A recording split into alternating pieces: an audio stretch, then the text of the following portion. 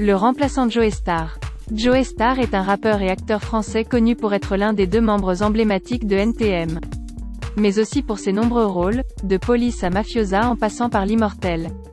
Biographie de Joe Star, né en 1967 à Saint-Denis, en Seine-Saint-Denis, Didier Morville, alias Joe Star, est une figure emblématique du rap français, ayant confondé avec Cool Chain le groupe NTM. Il a fini par se faire un nom parmi le cinéma français, nommé 2 fois au César pour le bal des actrices et Police.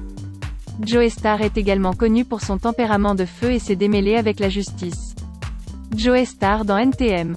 En 1988, Joe Star fonde avec son ami Cool Chain le groupe Supreme NTM. Un groupe qui influencera le rap français et qui enchaînera les succès jusqu'en 2001. En parallèle, Didier Morville crée le label BOSS, qui perdurera de 1998 à 2007.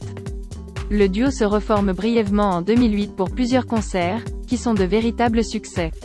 En 2017, il annonce avec son partenaire Cool Chain la reformation du groupe.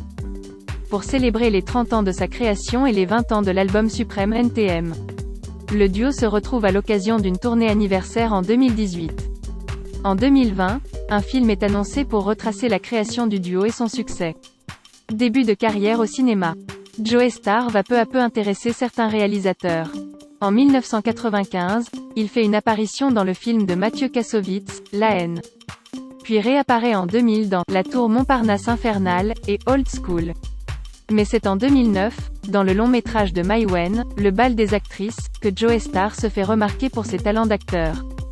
Il reçoit pour son interprétation le César du meilleur acteur dans un second rôle. Il obtient des rôles de taille dans la série Mafiosa et dans le film de Richard Berry, L'Immortel, où il donne la réplique à Jean Reno. Révélation dans Police. 2 ans après sa première collaboration avec Mai Wen, la réalisatrice fait de nouveau appel à lui pour son film Police 2011. Un rôle qui lui vaut une nomination au César du meilleur acteur dans un second rôle. Cette même année, le rappeur joue dans Nuit blanche et L'amour dure 3 ans.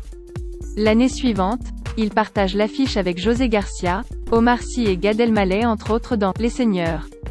En 2013, Joe Star donne la réplique à une pointure du cinéma français, Gérard Depardieu, dans La marque des anges, Miserere. On a également pu le voir ensuite dans un épisode de la série 10%, dans lequel il joue un couple fictif avec Julie Gaillet.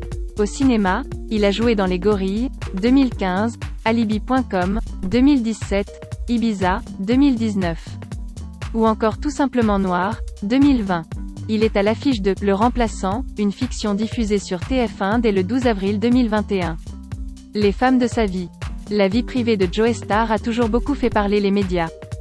De 1994 à 1999, le rappeur aurait vécu une relation violente avec une jeune femme. Accusé de coups et blessures volontaires sur son ex-femme, le procès sera long et douloureux pour les 2 parties. Le rappeur est condamné à 6 mois de prison ferme. Joe Star entretient ensuite une longue relation avec la comédienne Béatrice Dalle, avec qui il se sépare au début des années 2000. Les 2 ex ont toutefois continué à entretenir de bonnes relations, jouant ensemble dans la pièce Elephant Man en 2019. Par la suite, l'acteur est en couple avec la réalisatrice Leila Sy, avec qui il aura 2 garçons nés en 2005 et 2007. Le couple se sépare toutefois en 2008, et Joe Star apparaît ensuite au bras de la réalisatrice Mai Wen Lebesco. Il jouera dans 2 de ses films, Le bal des actrices et Police. Mais les 2 acteurs se séparent peu de temps après le tournage de ce dernier film. En 2015, Joe Star devient papa pour la 3e fois avec la naissance de son fils, dont la mère, une certaine Inès, reste anonyme. 3 ans plus tard, il officialise sa relation avec l'animatrice de M6 Karine Le Marchand. Mais le couple se sépare quelques mois plus tard.